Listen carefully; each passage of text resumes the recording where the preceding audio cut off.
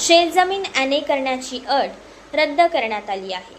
जमीन मालकांना मोठा दिलासा. महाराष्ट्रात शेतजमीन अकृषक म्हणजेच एने करण्याची प्रक्रिया आता सुलभ झाली आहे. राज्य सरकारने शेतजमीन एने करण्यासाठी लागणारी जिल्हाधिकाऱ्यांची स्वतंत्र परवानगी आणि एने ऑर्डरची अट रद्द केली आहे. आतापर्यंत जमीन अकृषक वापरासाठी रूपांतरित करताना दरवर्षी अकृषक कर भरावा लागत होता. मात्र नव्या निर्णयानुसार ही पद्धत पूर्णपणे रद्द करण्यात आली असून आता जमीन मालकांना फक्त एकदाच रूपांतरण अधिमूल्य म्हणजेच कन्व्हर्जन प्रीमियम भरावा लागणार आहे.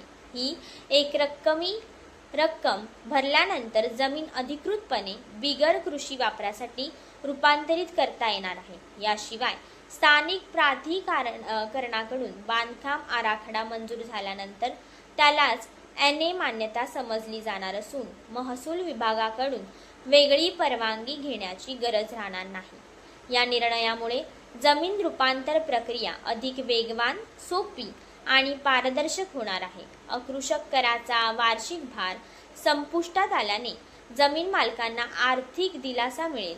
शासकीय कार्यालयांच्या फेऱ्या कमी होतील आणि गुंतवणूक व विकास प्रकल्पांना गती मिळण्याची अपेक्षा व्यक्त होत आहे.